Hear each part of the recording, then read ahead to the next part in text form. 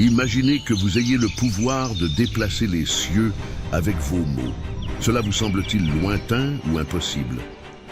En fait, c'est exactement ce qui se passe lorsque nous faisons une prière puissante. Mais quel est le secret pour que nos prières touchent vraiment le cœur de Dieu et apportent des réponses qui transforment la vie? Aujourd'hui, nous allons découvrir ensemble les secrets d'une prière qui n'est pas seulement entendue, mais qui fait bouger le ciel. Préparez-vous à un voyage spirituel qui changera votre façon de vous connecter à Dieu. Avant de continuer, vérifiez que vous êtes bien abonné à la chaîne. Cela vous permettra de ne manquer aucune vidéo, et c'est très important pour que vous puissiez continuer à écouter la parole de Dieu. Louez Dieu pour cela. Maintenant, nous continuons. Vous êtes-vous déjà arrêté pour penser à quel point il est formidable de pouvoir parler directement au Créateur de l'univers? Nous sommes parfois tellement habitués à prier que nous oublions l'incroyable privilège que cela représente. La prière n'est pas un simple monologue dans lequel nous jetons au vent nos demandes et nos préoccupations. Non, c'est un dialogue intime avec Dieu, le Seigneur de tous. Imaginez que vous puissiez, à tout moment de la journée, élever la voix et être entendu par Dieu lui-même. C'est comme si vous aviez une ligne directe avec le Roi des Rois, et qu'il était toujours prêt à écouter ce que vous avez à dire. Mais savez-vous ce qui est encore plus impressionnant? La prière n'est pas seulement un appel à l'aide dans les moments de désespoir. C'est bien plus que cela.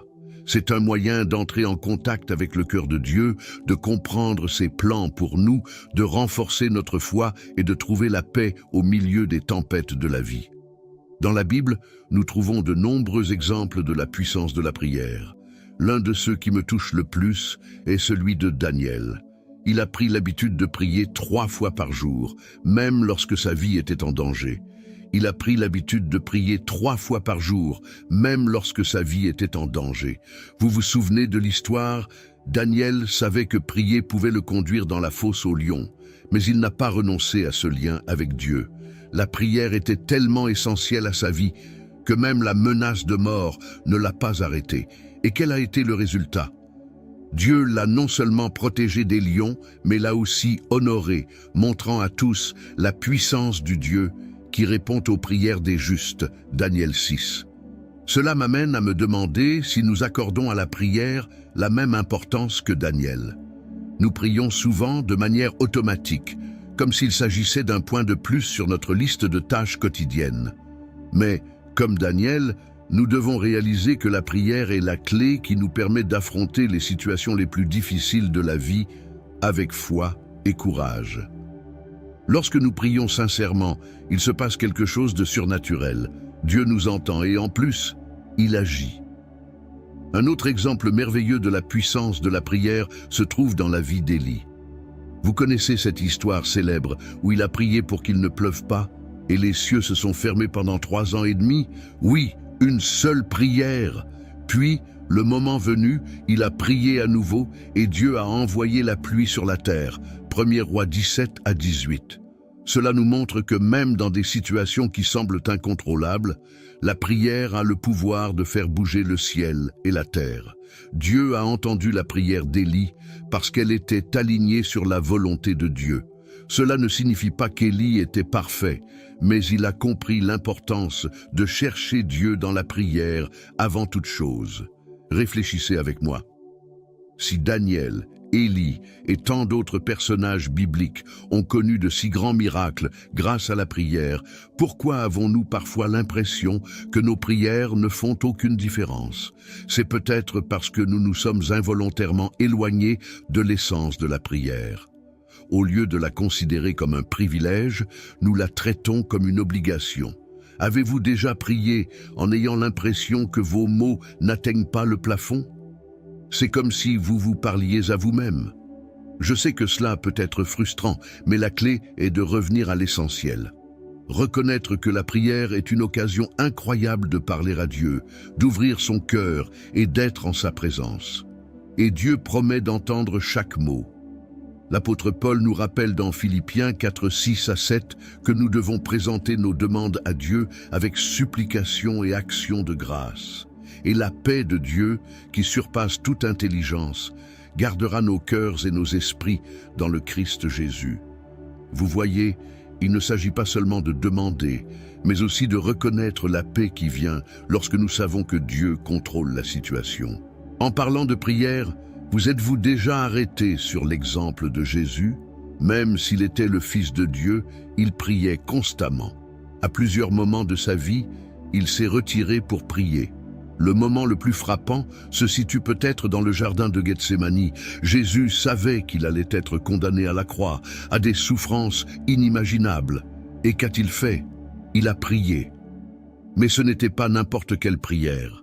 C'était une prière si intense, si pleine d'émotion, que sa sueur s'est transformée en gouttes de sang. Luc 22, 44. Et même s'il savait que la réponse de Dieu serait difficile, le Père n'enlèverait pas la coupe de la souffrance, sa prière l'a fortifié pour continuer. Qu'est-ce que cela nous apprend? Que la prière ne nous relie pas seulement à Dieu, mais qu'elle nous donne la force dont nous avons besoin pour affronter les défis les plus difficiles de la vie. Comme Jésus, nous pouvons nous adresser à Dieu dans n'importe quelle situation, que ce soit pour rendre grâce, pour demander ou simplement pour nous défouler. Et vous savez ce qui est incroyable? Peu importe ce que vous ressentez, Dieu vous écoute toujours. Aucune prière n'est trop petite ou trop grande pour lui. Même si vous avez l'impression de ne pas avoir les bons mots, Dieu voit votre cœur. Romains 8, 26 nous rappelle que le Saint-Esprit intercède pour nous lorsque nous ne savons pas comment prier. N'est-ce pas merveilleux? Vous n'êtes jamais seul dans vos prières. La prière est notre arme la plus puissante contre le découragement, la peur et le doute. Dans les périodes d'incertitude, telles que les pandémies ou les crises personnelles, combien de fois trouvons-nous la force dans la prière? Et ces prières n'ont pas besoin d'être longues ou élaborées. Il suffit qu'elles soient sincères, qu'elles viennent du cœur, comme la prière d'Anne. Elle, qui désirait tant avoir un enfant, priait si intensément que le prêtre Élie pensait qu'elle était ivre. Mais Dieu a entendu son cri et lui a donné Samuel, 1 Samuel 1. Maintenant, arrêtez-vous un instant et réfléchissez. Quand avez-vous prié pour la dernière fois avec la même intensité et la même sincérité? La prière d'Anna nous enseigne que même lorsque tout semble impossible, Dieu est capable d'accomplir des miracles grâce à notre foi et à notre prière. La prochaine fois que vous prierez, rappelez-vous que vous êtes devant le Créateur de l'univers. Il vous entend, et plus encore, il veut vous répondre. Faites de la prière un élément essentiel de votre vie, comme l'ont fait Daniel, Élie, Anne et tant d'autres. Ne laissez pas l'agitation de la vie quotidienne transformer la prière en un rituel mécanique. Revenez à l'essentiel. Parlez à Dieu, ouvrez votre cœur, abandonnez vos préoccupations et vos attentes. Il vous attend. Avant de continuer, écrivez dans les commentaires « Une prière puissante fait bouger le ciel ». Louez Dieu pour cette vérité. En faisant cela, vous aiderez cette vidéo à atteindre plus de gens et de nombreuses vies seront transformées par la puissance de la prière. Nous continuons. Maintenant que nous avons parlé de l'importance de la prière, il nous faut comprendre un aspect fondamental que nous oublions souvent, l'alignement de nos prières sur la volonté de Dieu. Vous vous êtes peut-être demandé pourquoi certaines prières semblent rester sans réponse. Parfois, nous prions avec tant de ferveur, mais la réponse de Dieu semble lointaine, voire inexistante. Cela peut être frustrant, n'est-ce pas? L'une des raisons pour lesquelles cela se produit est que nous prions souvent en dehors de la volonté de Dieu. Vous vous dites peut-être, mais que voulez-vous dire? Ne devrais-je pas demander à Dieu ce que j'ai sur le cœur? Bien sûr que si. Dieu veut que nous lui présentions nos demandes. Mais voici le secret. La véritable puissance de la prière réside dans le fait de demander selon la volonté de Dieu. Vous souvenez-vous de Jésus dans le jardin de Gethsémani? Il était sur le point d'être crucifié, et parce qu'il était humain, il a prié pour que, si possible, cette souffrance lui soit retirée. Mais il a fait quelque chose qu'il est essentiel de comprendre. Au milieu de sa prière, il a dit « Que ce ne soit pas ma volonté, mais la tienne qui se fasse. Matthieu 26, 39. Jésus a remis sa volonté entre les mains du Père, confiant que le plan de Dieu était parfait, même s'il impliquait douleur et sacrifice. C'est un exemple clair de la façon dont nos prières doivent être alignées sur la volonté de Dieu. Mais cela ne veut pas dire que nous ne pouvons pas demander à Dieu ce que nous voulons. Au contraire, la Bible nous encourage à demander, à frapper et à chercher. La Bible nous encourage à demander, à frapper et à chercher. Matthieu 7, 7 à 8. Mais en même temps, nous devons toujours être prêts à soumettre nos désirs au plan parfait de Dieu. Savez-vous pourquoi? Parce qu'il sait ce qui est le mieux pour nous, même si nous ne le voyons pas. Laissez-moi vous donner un exemple pratique. Avez-vous déjà prié pour quelque chose qui, dans votre esprit, semblait être la meilleure chose au monde, mais qui, avec le temps, vous a fait comprendre que Dieu avait préparé quelque chose de bien meilleur? C'est comme lorsqu'un enfant demande à ses parents quelque chose qui semble bon sur le moment, comme un bonbon avant le dîner, mais que les parents, dans leur sagesse, savent que ce ne sera pas bon pour lui à long terme. Ils refusent le bonbon, non pas parce qu'ils n'aiment pas l'enfant, mais parce qu'ils savent qu'un repas nutritif sera bien meilleur. Dieu agit de la même manière avec nous. Parfois, nous demandons des choses qui semblent bonnes à nos yeux, mais Dieu, dans son infinie sagesse, sait que quelque chose de différent, voire de meilleur, nous attend. La Bible nous enseigne que, si nous demandons quelque chose selon sa volonté, il nous écoute. 1 Jean 5, 14. Cela signifie que lorsque nos prières sont en accord avec ce que Dieu veut pour nous, nous pouvons être sûrs qu'il nous entend et qu'il nous répondra. Mais comment savoir quelle est la volonté de Dieu? C'est une question importante, et la réponse se trouve dans les Écritures, la parole de Dieu et la révélation de sa volonté.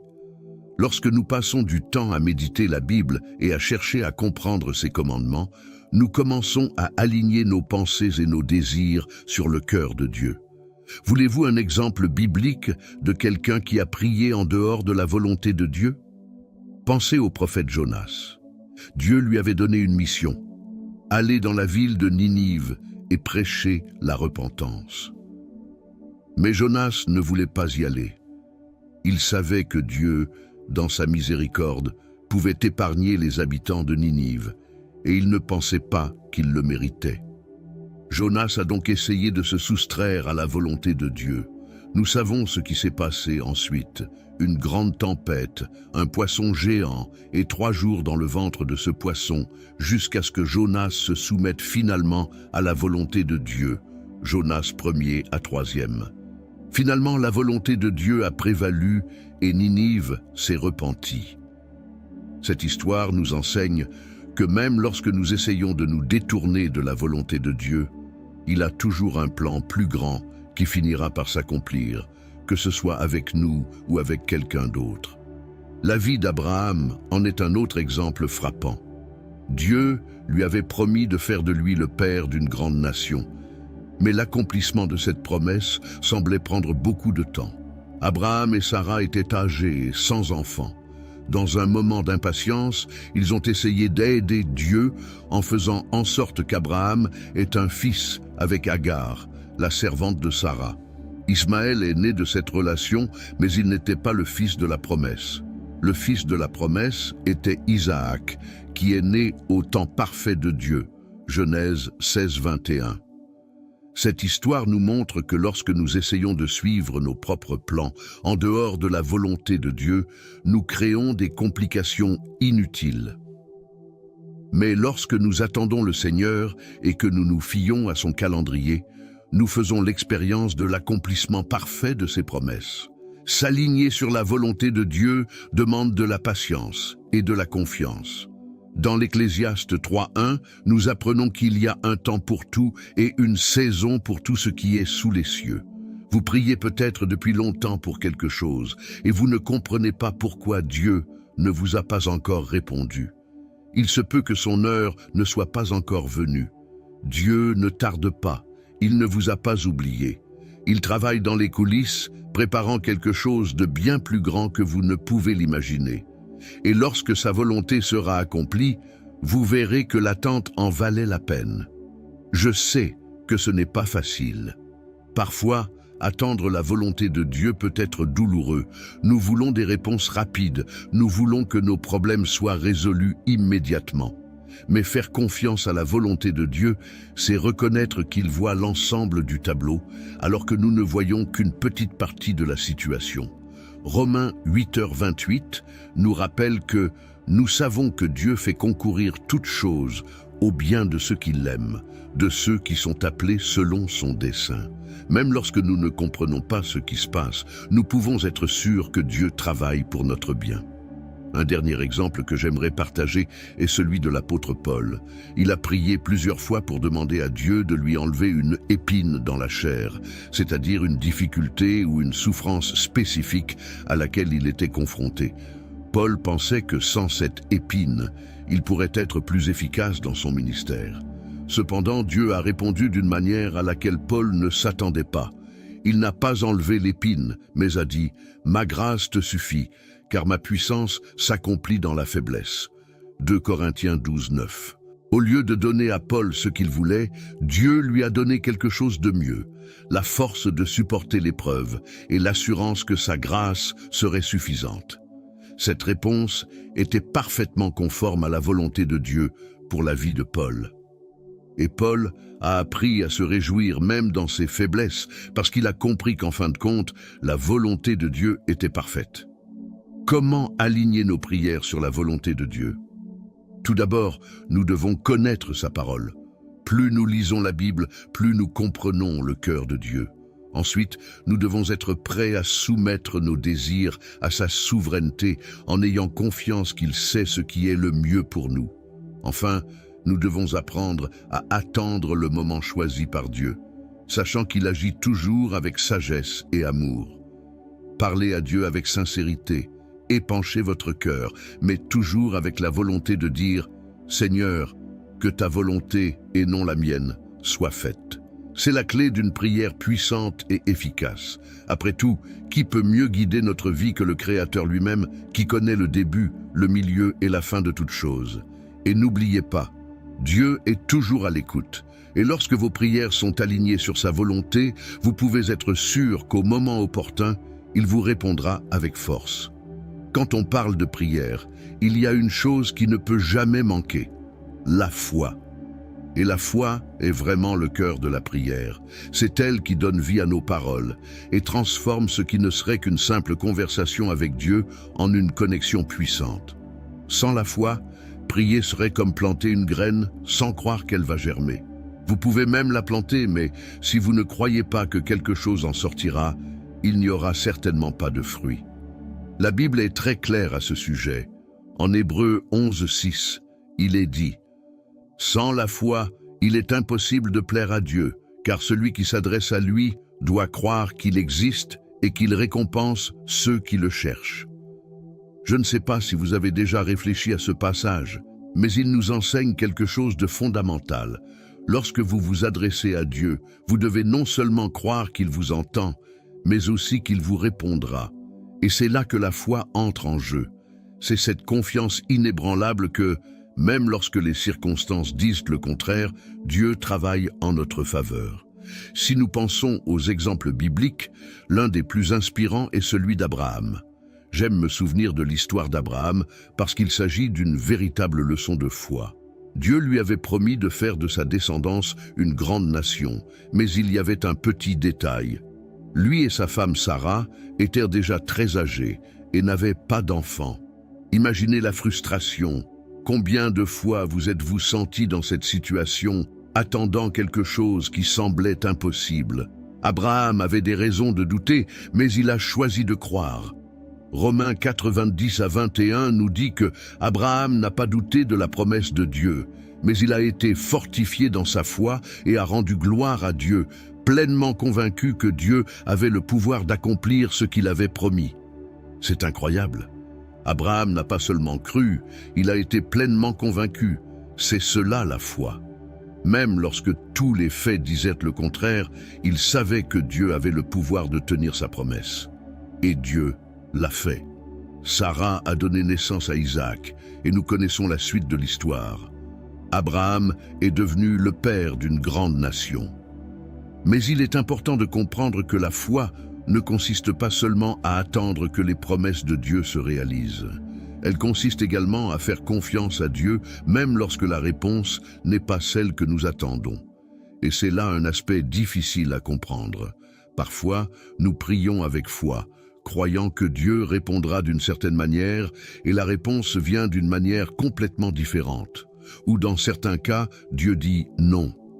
Comment pouvons-nous continuer à avoir la foi même dans ces situations? Je pense toujours à Paul et à l'écharde dans la chair. Il a prié, il a demandé à Dieu de lui enlever ce fardeau, mais la réponse de Dieu n'a pas été celle qu'il attendait. Dieu n'a pas enlevé l'épine.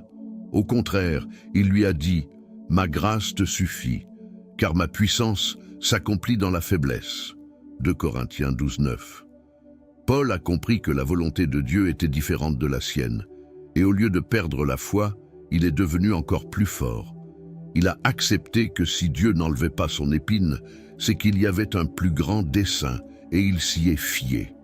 Et combien de fois avons-nous prié pour quelque chose et la réponse de Dieu est différente de ce que nous avions demandé? Dans ces moments-là, notre foi est mise à l'épreuve. Nous pouvons choisir de douter, de penser que Dieu ne nous entend pas, ou nous pouvons faire comme Paul, croire que, même si la réponse n'est pas celle que nous attendons, Dieu travaille pour notre bien. C'est dans ces moments-là que la foi prend toute sa valeur, car elle nous aide à voir au-delà des circonstances et à croire que Dieu est aux commandes, même lorsque nous ne comprenons pas tout. Si nous regardons l'histoire de Jésus, nous avons l'exemple ultime de la foi. Dans Matthieu 8, un épisode nous apprend beaucoup sur la manière dont la foi fonctionne dans la pratique. Un centurion, qui ne faisait pas partie du peuple d'Israël, est venu voir Jésus pour demander la guérison de son serviteur qui était paralysé et souffrant. Lorsque Jésus a accepté d'aller chez lui pour guérir le serviteur, le centurion a dit quelque chose de surprenant. « Seigneur, je ne mérite pas de t'avoir sous mon toit, mais dis un mot et mon serviteur sera guéri. » Matthieu 8:8. Quelle foi! Cet homme croyait qu'une seule parole de Jésus suffisait à changer toute la situation. Et vous savez ce qui est intéressant? La Bible nous dit que Jésus a été surpris par la foi de cet homme. Nulle part ailleurs dans l'Écriture, nous ne voyons Jésus être surpris de la sorte par la foi de quelqu'un. Il a même dit « En vérité, je vous le dis, même en Israël, je n'ai pas trouvé une foi pareille à celle-ci. » Matthieu 8:10. Et bien sûr, le serviteur a été guéri. C'est un exemple puissant de la façon dont la foi authentique touche le cœur de Dieu et apporte des réponses. Lorsque nous parlons de foi, nous devons nous rappeler qu'il ne s'agit pas seulement d'avoir la foi quand tout va bien ou quand les réponses arrivent rapidement. La vraie foi brille dans les situations difficiles, lorsqu'il semble que Dieu se taise. Avez-vous déjà traversé de telles périodes? Moi oui, et je sais combien il peut être difficile de continuer à croire que Dieu est à l'œuvre quand tout autour de vous dit le contraire. La femme cananéenne de Matthieu 15, 21 à 28 en est un parfait exemple. Elle est venue à Jésus pour demander de l'aide pour sa fille, qui était tourmentée par un esprit mauvais. Elle est venue trouver Jésus pour lui demander de l'aide pour sa fille, qui était tourmentée par un mauvais esprit. Au début, Jésus ne semble pas l'entendre. Il va même jusqu'à dire « Je n'ai été envoyé qu'aux brebis perdues d'Israël ». Mais la femme n'a pas abandonné. Elle a continué à crier et finalement Jésus lui a dit « Femme, que ta foi est grande, qu'il soit fait selon ton désir ». Et sa fille fut guérie sur le champ. Cette histoire nous apprend beaucoup sur la persévérance et la foi. La femme cananéenne n'a pas été découragée par le silence apparent de Jésus. Au contraire, elle a persisté, croyant que Jésus pouvait l'aider et qu'il le ferait. Et sa foi a été récompensée. Parfois, Dieu met notre foi à l'épreuve en nous permettant d'attendre un peu plus longtemps, de persévérer dans la prière afin que nous puissions grandir spirituellement. C'est dans ces moments-là que nous apprenons à faire confiance à sa volonté et à son calendrier. Jacques 1er 6 à 8 nous avertit de l'importance de prier avec foi et sans douter. Demandez avec foi, sans douter, car celui qui doute est comme une vague de la mer, ballottée et agitée par le vent, qu'il ne s'imagine pas qu'il recevra quelque chose du Seigneur. Cela nous montre que la foi n'est pas facultative dans la prière, mais essentielle. Lorsque nous prions avec foi, nous disons à Dieu « J'ai confiance en toi et je sais que tu agiras de la bonne manière et au bon moment ». D'autre part, prier sans foi, c'est comme planter une graine sans s'attendre à ce qu'elle pousse. Et cela n'a pas de sens, n'est-ce pas? Lorsque nous nous adressons à Dieu, nous devons croire qu'il entend nos prières et qu'il agit, même si nous ne voyons pas les résultats immédiatement. Comment pouvons-nous donc renforcer notre foi dans la prière? Tout d'abord, nous devons nous rappeler le caractère de Dieu. Il est fidèle, il est bon et il tient toujours ses promesses. Parfois, notre foi s'affaiblit parce que nous oublions qui est vraiment Dieu. Lorsque cela se produit, tournez-vous vers la Bible. Lisez des histoires de foi, comme celle d'Abraham, de Moïse, de David et de tant d'autres qui ont fait confiance à Dieu et ont vu ses promesses s'accomplir. Méditez des versets comme Romains 8:28 qui nous assurent que toute chose concourt au bien de ceux qui aiment Dieu. Cela nous aide à nous rappeler que même lorsque nous ne comprenons pas ce qui se passe, Dieu travaille pour notre bien. Souvenez-vous de l'homme qui a demandé à Jésus de guérir son fils, mais qui a dit « Je crois, aidez-moi à vaincre mon incrédulité ». Marc 9:24. C'est une demande que nous pouvons aussi faire. Si vous sentez votre foi faiblir, demandez à Dieu d'accroître votre confiance en lui. Il est fidèle à répondre à cette demande. Enfin, n'abandonnez pas, continuez à prier, à faire confiance, même si les réponses ne viennent pas immédiatement. La foi se cultive dans la persévérance, et n'oubliez pas, Dieu peut faire infiniment plus que ce que nous demandons ou pensons. Éphésiens 3:20.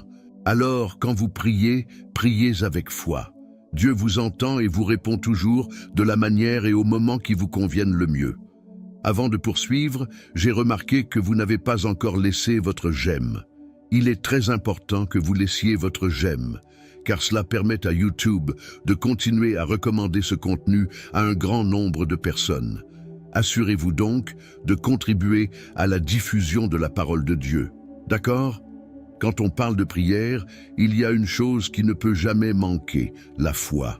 Et la foi est vraiment le cœur de la prière. C'est elle qui donne vie à nos paroles et transforme ce qui ne serait qu'une simple conversation avec Dieu en une connexion puissante. Sans la foi, prier serait comme planter une graine sans croire qu'elle va germer. Vous pouvez même la planter. Mais si vous ne croyez pas que quelque chose en sortira, il n'y aura certainement pas de fruit. La Bible est très claire à ce sujet. En Hébreux 11:6, il est dit « Sans la foi, il est impossible de plaire à Dieu, car celui qui s'adresse à lui doit croire qu'il existe et qu'il récompense ceux qui le cherchent. » Je ne sais pas si vous avez déjà réfléchi à ce passage, mais il nous enseigne quelque chose de fondamental. Lorsque vous vous adressez à Dieu, vous devez non seulement croire qu'il vous entend, mais aussi qu'il vous répondra. Et c'est là que la foi entre en jeu.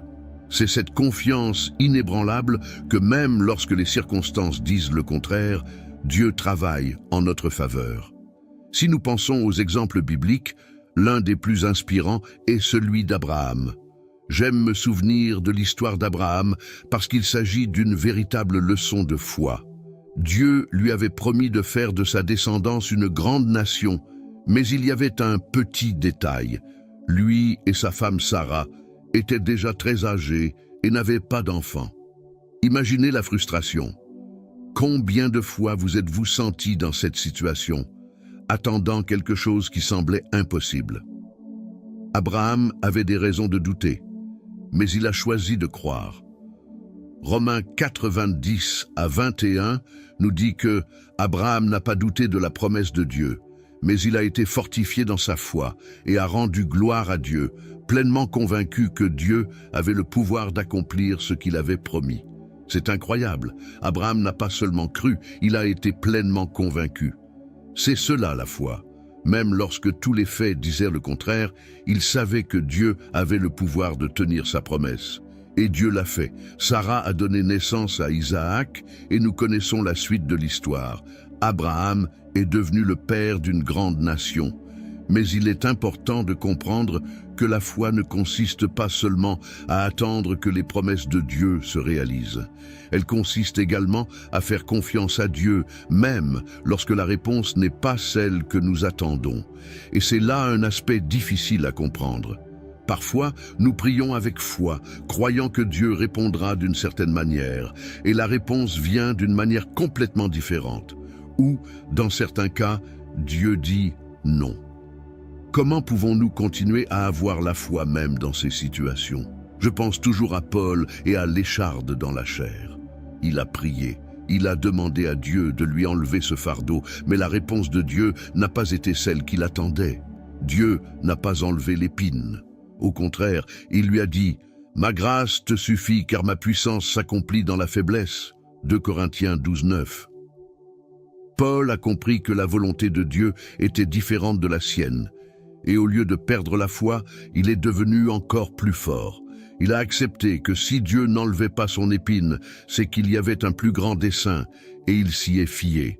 Et combien de fois avons-nous prié pour quelque chose, et la réponse de Dieu est différente de ce que nous avions demandé? Dans ces moments-là, notre foi est mise à l'épreuve.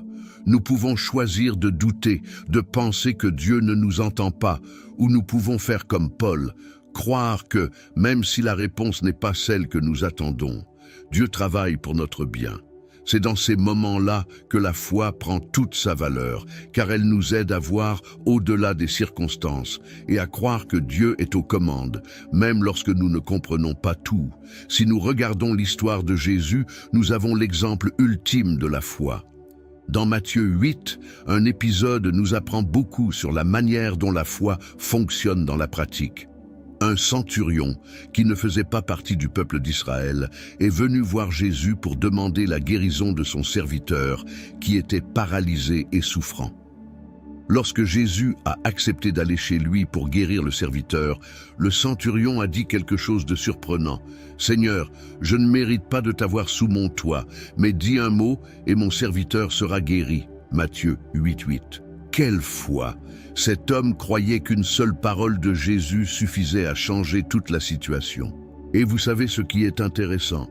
La Bible nous dit que Jésus a été surpris par la foi de cet homme. Nulle part ailleurs dans l'Écriture, nous ne voyons Jésus être surpris de la sorte par la foi de quelqu'un. Il a même dit « En vérité, je vous le dis, même en Israël, je n'ai pas trouvé une foi pareille à celle-ci. » Matthieu 8:10. Et bien sûr, le serviteur a été guéri. C'est un exemple puissant de la façon dont la foi authentique touche le cœur de Dieu et apporte des réponses. Lorsque nous parlons de foi, nous devons nous rappeler qu'il ne s'agit pas seulement d'avoir la foi quand tout va bien ou quand les réponses arrivent rapidement. La vraie foi brille dans les situations difficiles, lorsqu'il semble que Dieu se taise. Avez-vous déjà traversé de telles périodes? Moi, oui, et je sais combien il peut être difficile de continuer à croire que Dieu est à l'œuvre quand tout autour de vous dit le contraire. La femme cananéenne de Matthieu 15, 21 à 28 en est un parfait exemple. Elle est venue à Jésus pour demander de l'aide pour sa fille, qui était tourmentée par un esprit mauvais. Elle est venue trouver Jésus pour lui demander de l'aide pour sa fille, qui était tourmentée par un mauvais esprit. Au début, Jésus ne semble pas l'entendre. Il va même jusqu'à dire « Je n'ai été envoyé qu'aux brebis perdues d'Israël ». Mais la femme n'a pas abandonné. Elle a continué à crier, et finalement Jésus lui a dit « Femme, que ta foi est grande, qu'il soit fait selon ton désir ». Et sa fille fut guérie sur le champ. Cette histoire nous apprend beaucoup sur la persévérance et la foi. La femme cananéenne n'a pas été découragée par le silence apparent de Jésus. Au contraire, elle a persisté, croyant que Jésus pouvait l'aider et qu'il le ferait. Et sa foi a été récompensée. Parfois, Dieu met notre foi à l'épreuve, en nous permettant d'attendre un peu plus longtemps, de persévérer dans la prière, afin que nous puissions grandir spirituellement. C'est dans ces moments-là que nous apprenons à faire confiance à sa volonté et à son calendrier. Jacques, 1er point, 6 à 8, nous avertit de l'importance de prier avec foi et sans douter. Demandez avec foi sans douter, car celui qui doute est comme une vague de la mer, agité et ballotté par le vent. Qu'il ne s'imagine pas qu'il recevra quelque chose du Seigneur. Cela nous montre que la foi n'est pas facultative dans la prière, mais essentielle. Lorsque nous prions avec foi, nous disons à Dieu, « J'ai confiance en toi, et je sais que tu agiras de la bonne manière et au bon moment. » D'autre part, prier sans foi, c'est comme planter une graine sans s'attendre à ce qu'elle pousse. Et cela n'a pas de sens, n'est-ce pas? Lorsque nous nous adressons à Dieu, nous devons croire qu'il entend nos prières et qu'il agit, même si nous ne voyons pas les résultats immédiatement. Comment pouvons-nous donc renforcer notre foi dans la prière? Tout d'abord, nous devons nous rappeler le caractère de Dieu. Il est fidèle, il est bon et il tient toujours ses promesses. Parfois, notre foi s'affaiblit parce que nous oublions qui est vraiment Dieu. Lorsque cela se produit, tournez-vous vers la Bible. Lisez des histoires de foi comme celle d'Abraham, de Moïse, de David et de tant d'autres qui ont fait confiance à Dieu et ont vu ses promesses s'accomplir. Méditez des versets comme Romains 8:28 qui nous assurent que toute chose concourt au bien de ceux qui aiment Dieu. Cela nous aide à nous rappeler que même lorsque nous ne comprenons pas ce qui se passe, Dieu travaille pour notre bien. Souvenez-vous de l'homme qui a demandé à Jésus de guérir son fils, mais qui a dit « Je crois, aidez-moi à vaincre mon incrédulité ». Marc 9:24. C'est une demande que nous pouvons aussi faire. Si vous sentez votre foi faiblir, demandez à Dieu d'accroître votre confiance en lui. Il est fidèle à répondre à cette demande. Enfin, n'abandonnez pas. Continuez à prier, à faire confiance. Même si les réponses ne viennent pas immédiatement, la foi se cultive dans la persévérance. Et n'oubliez pas, Dieu peut faire infiniment plus que ce que nous demandons ou pensons, Éphésiens 3:20. Alors, quand vous priez, priez avec foi. Dieu vous entend et vous répond toujours, de la manière et au moment qui vous conviennent le mieux. Maintenant que nous avons parlé de la foi, nous ne devons pas oublier un élément essentiel qui doit accompagner nos prières, la gratitude et la louange. Avez-vous remarqué que parfois, nous sommes prompts à demander à Dieu, mais lents à lui rendre grâce? Je sais qu'au milieu des difficultés, il est facile de se concentrer uniquement sur ce qui manque, sur ce dont nous avons besoin ou sur ce que nous voulons.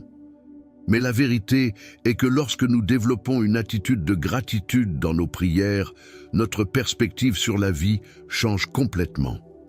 La gratitude et la louange sont comme des portes qui ouvrent notre âme pour réaliser tout ce que Dieu a déjà fait pour nous et continuent à nous relier à son cœur. L'apôtre Paul nous rappelle dans Philippiens 4:6, « Ne vous inquiétez de rien, mais faites connaître à Dieu vos demandes en toutes choses, par des prières et des supplications, avec des actions de grâce. » Il est intéressant de noter que Paul nous dit non seulement de prier et de demander, mais aussi de le faire avec des actions de grâce. En d'autres termes, avant même de recevoir la réponse, nous devons remercier Dieu. C'est très puissant. Lorsque vous remerciez Dieu avant de voir le miracle, vous montrez votre confiance en son caractère et sa bonté. L'un des meilleurs exemples de gratitude dans la Bible est David. Les psaumes sont remplis des prières de David, et dans presque toutes, vous remarquerez que quelle que soit la situation, il prend toujours le temps de louer et de remercier Dieu. David a traversé de nombreuses épreuves, persécutions, batailles, trahisons, mais il a toujours trouvé des raisons de rendre grâce. Dans le psaume 103, versets 1 à 2, David dit « Bénis l'Éternel mon âme, et tout ce qui est en moi, bénis son saint nom. Je bénis l'Éternel, et je n'oublie pas tous ses bienfaits. » David enseignait à son âme à ne pas oublier les bienfaits de Dieu, même au milieu des difficultés. Il savait que la gratitude a le pouvoir de changer nos cœurs, et c'est quelque chose que nous devrions faire constamment. Parfois, nous nous habituons aux bénédictions de Dieu et nous cessons de les remercier. Cela vous est-il déjà arrivé? Dieu nous donne la santé, la force, un nouveau matin, et avec le temps, nous pouvons considérer tout cela comme acquis. Mais lorsque nous nous arrêtons pour réfléchir aux nombreuses bénédictions que nous recevons chaque jour, notre perspective change. La gratitude apporte la joie. Lorsque vous commencez à remercier Dieu pour ce qu'il a déjà fait, vous commencez à voir la vie avec des yeux différents. Effet intéressant, lorsque nous sommes reconnaissants, même nos prières changent, car nous commençons à faire davantage confiance à Dieu et à moins nous plaindre. Jésus nous a également donné un exemple incroyable de gratitude. Vous souvenez-vous de la multiplication des pains et des poissons? Avant d'accomplir le miracle et de nourrir des milliers de personnes, Jésus a fait quelque chose qui semble simple, mais qui est extrêmement profond. Il a rendu grâce. Oui, avant de voir le miracle, avant que les pains ne soient multipliés, Jésus a levé les yeux au ciel et a rendu grâce à son Père. Jean 6,11. Cela nous enseigne quelque chose d'important. Même lorsque nous ne voyons pas encore la réponse de Dieu, nous devons quand même rendre grâce. Jésus savait que le Père pourvoirait, et sa prière d'action de grâce avant le miracle était une démonstration de foi. Un autre moment remarquable de gratitude et de louange dans la vie de Jésus s'est produit lors de la résurrection de Lazare. Lorsque Jésus est arrivé au tombeau de Lazare, il a fait quelque chose de surprenant. Au lieu de commencer par demander à Dieu de ressusciter Lazare, Jésus a d'abord dit « Père, je te rends grâce de ce que tu m'as exaucé. » Jean 11,41. C'est incroyable. Jésus a remercié Dieu avant même que Lazare ne soit ressuscité. Il était tellement confiant dans la puissance de Dieu que sa première attitude était une attitude de louange et de gratitude. Et c'est alors que le miracle s'est produit. Vous vous dites peut-être, mais comment puis-je être reconnaissant alors que je traverse tant de difficultés? Comment puis-je être reconnaissant alors que la vie est pleine de défis? Je comprends. Nous traversons tous des périodes difficiles, mais c'est précisément dans ces moments-là que la gratitude devient encore plus puissante. La Bible nous enseigne dans 1 Thessaloniciens 5,18. « Rendez grâce en toutes circonstances, car telle est la volonté de Dieu à votre égard dans le Christ Jésus. » Il n'est pas dit qu'il faut rendre grâce pour tout, mais en toutes circonstances. Cela signifie que même au milieu des difficultés, nous pouvons trouver des raisons de louer Dieu. Prenons l'exemple de Paul et Silas. Ils ont été injustement emprisonnés pour avoir prêché l'Évangile. Et ce n'était pas n'importe quelle prison. Ils étaient enchaînés dans un environnement sombre et humide et souffraient certainement physiquement et émotionnellement. Mais au lieu de se plaindre ou de remettre Dieu en question, ils ont fait quelque chose d'inattendu. Ils ont commencé à louer. La Bible nous dit qu'à minuit, ils priaient et chantaient des hymnes à Dieu. Acte 16, 25. Et savez-vous ce qui s'est passé ensuite? Dieu a répondu de manière extraordinaire. Un tremblement de terre a secoué les prisons, les chaînes ont été détachées et non seulement eux, mais tous les prisonniers ont été libérés. La louange a ouvert les portes de la prison. Cela nous enseigne que même dans nos situations les plus sombres, la louange a le pouvoir d'apporter la délivrance. Pourquoi la louange est-elle si importante? Parce qu'elle nous fait changer d'objectif. Lorsque nous louons Dieu, nous cessons de regarder nos problèmes et nous commençons à regarder qui est Dieu. Il est le Dieu tout-puissant, le créateur du ciel et de la terre. Il est celui qui contrôle toutes choses. Lorsque nous louons, nous reconnaissons la grandeur de Dieu et cela renouvelle notre foi et notre espérance. La louange nous rapproche de Dieu et nous donne la force d'affronter n'importe quelle situation. Vous souvenez-vous de Josaphat, le roi de Juda? Il était confronté à une situation impossible. 3 armées étaient réunies contre Juda et il semblait n'y avoir aucune chance de victoire. Qu'a-t-il fait? Il a prié et cherché la direction de Dieu. La réponse qu'il a reçue a été surprenante. Dieu lui dit que la bataille n'est pas la sienne, mais celle du Seigneur.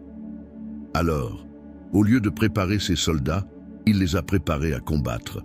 Alors, au lieu de préparer ses soldats à combattre, Josaphat fait quelque chose d'inhabituel. Il a organisé un chœur de chanteurs pour aller à la tête de l'armée, louant Dieu 2 Chroniques 21. Et pendant qu'il louait, Dieu a désorienté les ennemis qui ont commencé à se battre entre eux, et Juda a gagné la bataille sans même avoir à lever l'épée. Cela nous montre la puissance de la louange dans nos batailles. La louange n'est pas seulement une façon de remercier Dieu pour ce qu'il a déjà fait, mais aussi une arme spirituelle puissante. Lorsque nous louons Dieu au milieu de nos difficultés, nous disons « Seigneur, je te fais confiance, même quand je ne comprends pas ce qui se passe. Je sais que tu es bon et je te loue parce que tu contrôles tout, et Dieu se réjouit de ce genre de foi et de gratitude. » Réfléchissez avec moi. Combien de fois oublions-nous de louer et de remercier? Il est facile de louer Dieu quand tout va bien, mais le vrai défi est de louer même quand les choses ne vont pas comme nous le voudrions. Lorsque vous développez une vie de louange et de gratitude, quelque chose change en vous. Il ne s'agit pas seulement de ce que Dieu fait, mais de qui il est. La louange nous rapproche du cœur de Dieu, nous rappelant qu'il est digne de toutes les louanges, quelles que soient les circonstances. La prochaine fois que vous prierez, essayez donc de commencer par la gratitude. Remerciez Dieu pour ce qu'il a déjà fait, ce qu'il fait et ce qu'il va faire. Même si vous n'avez pas encore vu la réponse, remerciez-le. Même si la situation semble difficile, louez-le. Car comme nous l'avons vu dans les exemples de Jésus, de Paul et Silas, de Josaphat et de tant d'autres, la gratitude et la louange ont le pouvoir de transformer nos vies et de libérer l'action de Dieu. Et plus encore, la louange nous transforme. Lorsque nous commençons à louer Dieu dans chaque situation, nous développons un cœur plus fort, plus résistant et plus rempli de foi. La louange nous apprend à regarder au-delà des circonstances et à voir que Dieu est plus grand que tous les problèmes auxquels nous sommes confrontés. Et si vous commenciez maintenant? Arrêtez-vous un instant et pensez à toutes les choses pour lesquelles vous pouvez remercier Dieu aujourd'hui. Il peut s'agir de quelque chose de simple, comme le fait de s'être réveillé, ou de quelque chose de grand, comme une prière exaucée. L'important est de reconnaître que Dieu est toujours à l'œuvre dans nos vies. Lorsque vous faites de la gratitude et de la louange une partie constante de votre prière, vous vous rapprochez encore plus de Dieu et vous expérimentez le pouvoir de transformation qui découle de cette connexion. Maintenant que nous avons discuté de l'importance de la foi, de la gratitude et de la louange, nous en venons à un autre aspect essentiel de la prière puissante, la constance dans la prière. C'est quelque chose qui peut être un peu difficile pour beaucoup d'entre nous, surtout avec le rythme rapide de la vie. Il semble parfois difficile de trouver le temps de prier régulièrement, et nous finissons par ne prier qu'en temps de crise. Mais si nous regardons la Bible, nous voyons que la constance dans la prière est fondamentale pour notre marche avec Dieu. Lorsque nous parlons de constance, nous entendons le maintien d'une vie de prière continue, quelles que soient les circonstances. L'apôtre Paul nous donne des conseils très clairs dans 1 Thessaloniciens 5, 17, où il dit « Priez sans cesse ». Avez-vous déjà réfléchi à ce que cela signifie? Il semble impossible, n'est-ce pas, de prier tout le temps? Mais Paul ne suggère pas que nous restions à genoux toute la journée à répéter des prières. Ce qu'il veut dire, c'est que notre vie doit être en communion constante avec Dieu, quelle que soit la situation. Cela me rappelle Daniel. Vous êtes-vous déjà arrêté pour réfléchir à l'exemple incroyable de Daniel en matière de constance dans la prière? C'était un homme extrêmement occupé, avec une position très responsable dans le gouvernement de Babylone. Mais malgré cela, il avait l'habitude de prier 3 fois par jour. Quoi qu'il arrive, Daniel se retirait pour prier, à genoux, devant Dieu. Daniel 6, 10. Et même lorsqu'un décret fut promulgué, interdisant de prier tout autre Dieu que le roi, Daniel ne changea pas ses habitudes. Il a continué à prier comme d'habitude, car pour lui, la communion avec Dieu n'était pas négociable. Et que s'est-il passé? Daniel a été jeté dans la fosse aux lions. Mais regardez, à cause de sa fidélité, Dieu a envoyé un ange et a fermé la gueule des lions. Daniel 6, 22. Daniel nous enseigne qu'une vie de prière constante peut nous délivrer des situations les plus dangereuses. Dieu honore ceux qui le cherchent avec persévérance. Vous vous demandez peut-être, mais comment puis-je prier tout le temps? Ma vie est tellement occupée. Et je comprends parfaitement. Nous avons tous notre routine, nos responsabilités et nos engagements. Mais la constance dans la prière ne signifie pas nécessairement passer des heures dans la prière formelle. Cela signifie développer une conscience constante de la présence de Dieu. C'est savoir que l'on peut parler à Dieu à tout moment de la journée, que ce soit pendant une courte pause au travail, en conduisant, ou même en vaquant à ses tâches quotidiennes. Prenons l'exemple de Néhémie. Il était échanson du roi de Perse, un poste important qui impliquait d'être proche du roi à tout moment. Mais au milieu de ses responsabilités, lorsqu'il a entendu parler de la situation critique de son peuple à Jérusalem, Néhémie a prié. Et c'était une prière rapide, juste là dans son cœur, avant qu'il ne parle au roi. Néhémie 2,4 dit « Alors je priai le Dieu des cieux ». Cela nous montre que nous ne devons pas attendre le moment idéal pour prier. Nous pouvons et devons toujours être dans l'esprit de la prière, prêts à entrer en contact avec Dieu à tout moment. Et vous savez ce qui est intéressant? Lorsque nous développons cette constance dans la prière, notre vie change complètement. Prier devient quelque chose de naturel, quelque chose que nous faisons sans nous en rendre compte, parce que nous sommes constamment conscients de la présence de Dieu dans notre vie. Jésus lui-même nous a enseigné l'importance de la persévérance dans la prière. En Luc 18:1, il a raconté la parabole du juge méchant, à propos d'une veuve qui insistait sans cesse pour que le juge l'écoute et lui rende justice. Le juge, qui ne craignait pas Dieu et ne respectait pas les hommes, a fini par écouter la veuve simplement à cause de sa persévérance. Et Jésus conclut la parabole en disant que si même un juge méchant a été persuadé à force d'insistance, combien plus Dieu, qui est bon et juste, ne rendra-t-il pas justice à ses élus qui crient vers lui jour et nuit? Le point central ici est la persévérance.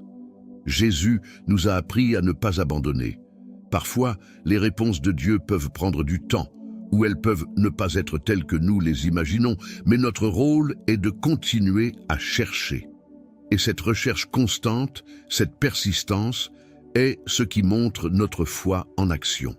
Rappelez-vous que prier avec constance ne consiste pas seulement à demander des choses à Dieu tout le temps. Il s'agit d'entretenir une relation permanente avec lui. C'est ainsi que nous grandissons spirituellement. Vous traversez peut-être une période où vous avez l'impression que vos prières ne sont pas exaucées ou que les réponses ne viennent pas. Mais ne vous découragez pas. Dieu entend et agit au bon moment. La Bible nous rappelle dans Isaïe 40:20 que ceux qui attendent l'Éternel renouvellent leur force. La fermeté dans la prière consiste également à attendre le Seigneur. Et pendant que nous attendons, il nous donne de la force, renouvelle notre espérance et nous prépare à recevoir ce qu'il a en réserve pour nous. Un autre verset qui me vient à l'esprit est celui de Luc 11:9, où Jésus nous encourage. « Demandez et l'on vous donnera, cherchez et vous trouverez, frappez et l'on vous ouvrira la porte. » Notez l'utilisation de verbes au présent continu. Cela suggère une action continue, une persistance. On ne demande pas une fois et on arrête de demander. On continue à demander, à chercher, à frapper. Et le moment venu, Dieu répondra. Ne sous-estimez donc pas le pouvoir de la prière constante. Même lorsque tout autour de vous semble vous dire d'abandonner, continuez à prier. Continuez à chercher. Souvenez-vous de Daniel, d'Anne, de Néhémie, de Jésus. Ils ont tous fait l'expérience de la puissance d'une vie de prière constante. Et vous pouvez aussi en faire l'expérience. Quelle que soit la difficulté des circonstances, Dieu entend et est fidèle à répondre. Si vous voulez avoir une vie de prière efficace, prenez l'habitude de prier tout le temps. Créez des moments dans votre journée pour parler à Dieu. Mais plus encore, essayez de vivre une vie dans laquelle la prière est une partie constante de tout ce que vous faites. Vous verrez alors comment la prière constante transforme votre vie, renforce votre foi et vous permet d'expérimenter la puissance de Dieu d'une manière que vous n'auriez jamais imaginée. Maintenant que nous avons parlé de la cohérence dans la prière, passons à quelque chose de très puissant qui peut complètement transformer notre vie de prière.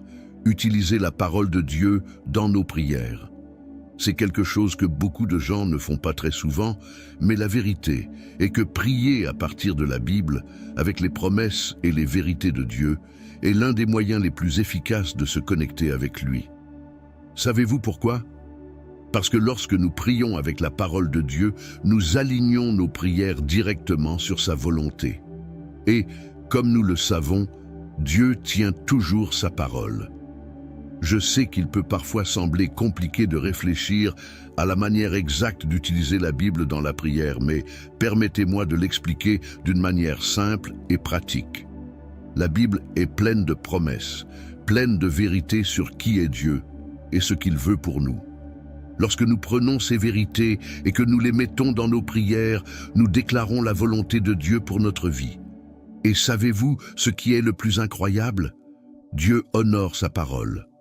Dans Ésaïe 55, 11, Dieu dit « Il en est ainsi de la parole qui sort de ma bouche. Elle ne retourne pas à moi sans effet, mais elle accomplit ce que je veux, et elle atteint le but pour lequel je l'ai envoyée. » Cela signifie que lorsque nous prions avec la parole de Dieu, nous pouvons être sûrs qu'il nous entend et que sa parole s'accomplira.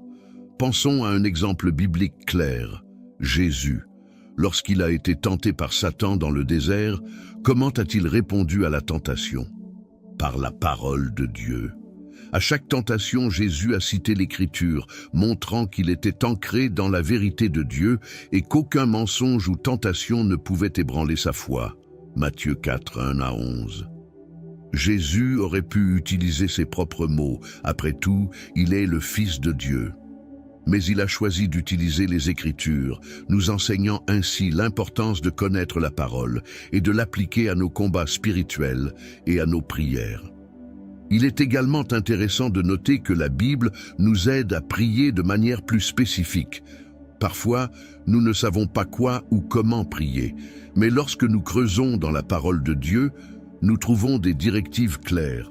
Un exemple se trouve dans les Philippiens 4, 6 à 7, où Paul nous enseigne à ne pas nous inquiéter, mais à présenter à Dieu nos demandes dans la prière et la supplication avec des actions de grâce. Et la promesse qui suit est merveilleuse. La paix de Dieu, qui surpasse toute intelligence, gardera vos cœurs et vos pensées dans le Christ Jésus. C'est une promesse puissante. Ainsi, lorsque nous sommes en proie à l'anxiété ou à l'inquiétude, nous pouvons prier ainsi: Seigneur, ta parole dit que je ne dois pas être inquiet, mais que je dois te donner mes soucis avec action de grâce. Aujourd'hui, je remets donc tous mes soucis entre tes mains, croyant que ta paix, qui surpasse toute intelligence, gardera mon cœur et mon esprit dans le Christ Jésus. Voyez-vous à quel point il est puissant d'utiliser la parole dans la prière? Nous demandons simplement à Dieu d'accomplir ce qu'il a déjà promis. Un autre exemple qui me frappe toujours est celui de Josué. Lorsqu'il était sur le point de prendre la tête d'Israël après la mort de Moïse, ce devait être un moment de grande pression et de crainte. Mais Dieu a donné à Josué une parole précise. Ne t'ai-je pas commandé d'être fort et courageux? Ne te laisse pas abattre et ne te décourage pas, car l'Éternel, ton Dieu, sera avec toi partout où tu iras. Josué 1:9. C'est la promesse que Dieu a faite à Josué, mais vous savez quoi? Cette promesse s'applique également à nous aujourd'hui. Lorsque nous sommes confrontés à des moments de peur ou d'incertitude, nous pouvons prier avec cette promesse. Nous pouvons dire: Seigneur, ta parole me dit d'être fort et courageux, car tu es avec moi où que j'aille. Alors aujourd'hui, je te demande de me donner du courage, de me fortifier, parce que j'ai confiance que tu es à mes côtés à chaque étape du chemin. Il est étonnant de constater à quel point prier avec les promesses de Dieu nous donne une confiance renouvelée, car nous basons notre prière sur quelque chose que Dieu nous a déjà garanti. Maintenant, vous vous demandez peut-être: comment trouver les bonnes promesses pour mes prières? Une bonne façon de commencer est de passer plus de temps à lire la Bible. Plus vous connaîtrez la parole de Dieu, plus vous vous souviendrez des promesses et plus il vous sera facile de les appliquer à vos prières. En outre, vous pouvez rechercher des versets qui correspondent à vos besoins spécifiques. Par exemple, si vous avez un problème financier, vous pouvez prier en vous basant sur Philippiens 4.19, qui dit « Mon Dieu pourvoira à tous vos besoins selon sa glorieuse richesse en Jésus-Christ ». Ou si vous avez besoin de guérison, vous pouvez vous appuyer sur Ésaïe 53.5, qui nous rappelle que c'est par ses meurtrissures que nous sommes guéris.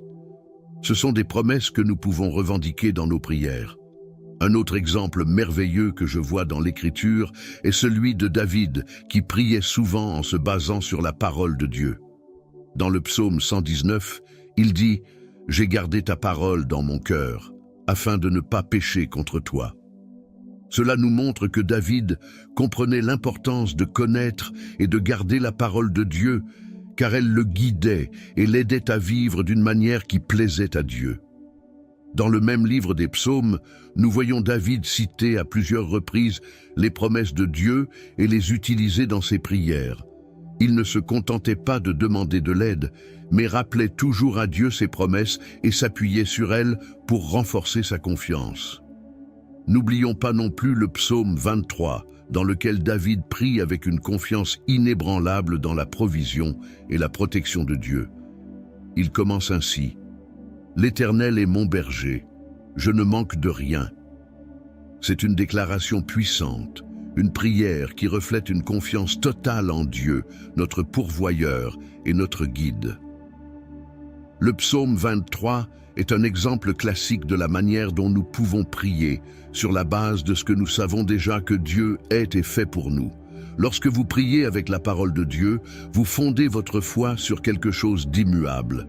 Au lieu de vous fier à vos sentiments, aux circonstances ou à ce que vous voyez, vous vous appuyez sur les promesses de Dieu, et cela fait toute la différence. Souvent, lorsque nous traversons des difficultés, nos sentiments peuvent nous tromper. Nous pouvons nous sentir abandonnés, oubliés ou douter que Dieu nous entende vraiment. Mais la parole de Dieu est comme une ancre qui nous tient fermement, même lorsque les vents de l'adversité tentent de nous tirer vers le bas.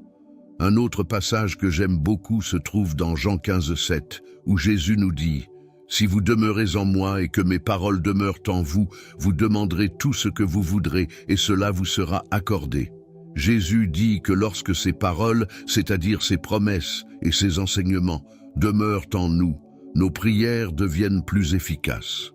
En effet, étant ainsi connectés à la parole de Dieu, nous commençons à prier selon sa volonté et nous voyons ainsi les réponses se matérialiser dans nos vies.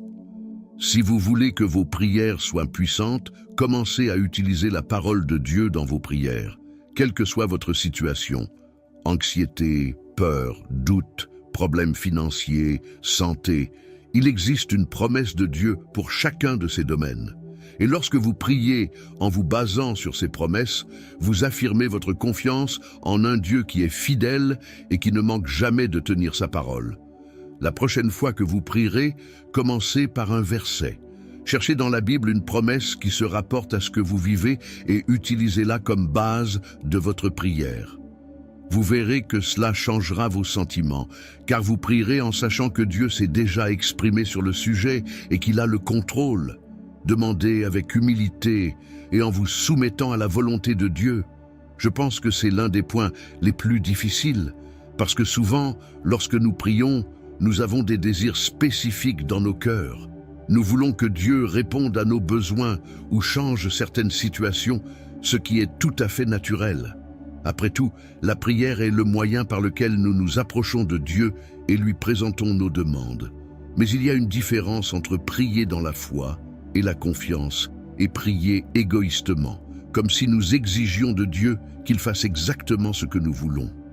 C'est là qu'interviennent l'humilité et la soumission à la volonté de Dieu.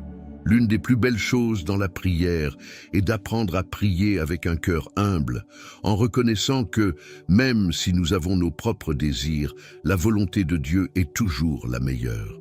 Cela signifie que, lorsque nous prions, nous devons être prêts à accepter que Dieu réponde d'une manière à laquelle nous ne nous attendons pas, ou même qu'il dise non ou pas encore. Et ce n'est pas facile, n'est-ce pas?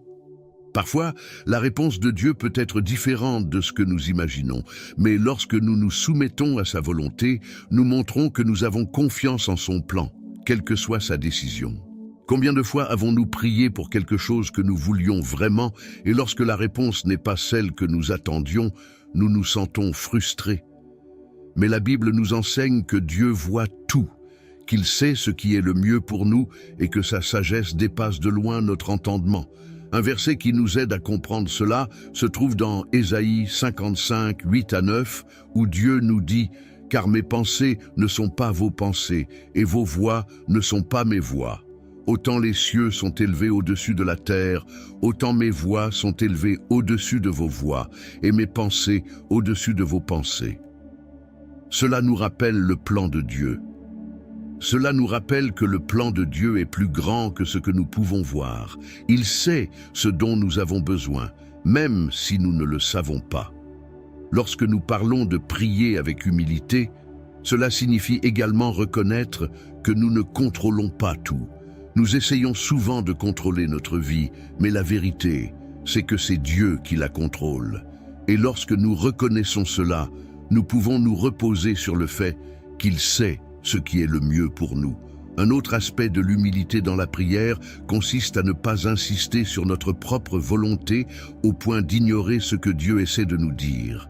Parfois, nous sommes tellement concentrés sur ce que nous voulons que nous oublions de demander à Dieu ce qu'il veut. Lorsque nous pensons à la soumission à la volonté de Dieu, cela ne signifie pas que nous devons cesser de demander ou de désirer des choses. Dieu se soucie de nos désirs et de nos besoins. Philippiens 4,6 nous encourage à présenter nos demandes à Dieu avec des actions de grâce. Mais en même temps, nous devrions toujours garder à l'esprit l'exemple de Jésus à Gethsémani. « Ne faites pas ce que je veux, mais ce que vous voulez. » Telle est la clé. Nous pouvons demander, nous pouvons prier pour ce qui nous tient à cœur, mais toujours avec la volonté d'accepter le plan de Dieu, même s'il est différent du nôtre. Peut-être traverses-tu une situation difficile en ce moment et as-tu prié pour obtenir une réponse spécifique. Je veux t'encourager. Continue à prier, continue à chercher, mais fais-le avec un cœur soumis, en ayant confiance que Dieu sait ce qui est le mieux pour toi. Il voit ce que vous ne voyez pas et il travaille en votre faveur. La soumission à la volonté de Dieu n'est pas une faiblesse. En fait, c'est un signe de force, parce qu'elle montre que vous faites pleinement confiance au Dieu qui vous aime et qui prend soin de vous. Lorsque nous prions avec humilité, en reconnaissant que Dieu en sait plus que nous sommes libérés du fardeau d'essayer de tout contrôler. Nous pouvons nous reposer sur la certitude que, quelle que soit la réponse de Dieu, elle sera la meilleure. Et cela apporte une paix incroyable dans nos cœurs. N'oubliez pas de vous abonner à la chaîne pour recevoir plus de contenu sur ce sujet. Si cette vidéo a été édifiante pour vous, elle le sera aussi pour d'autres. Alors n'oubliez pas de la partager. Que Dieu vous bénisse abondamment.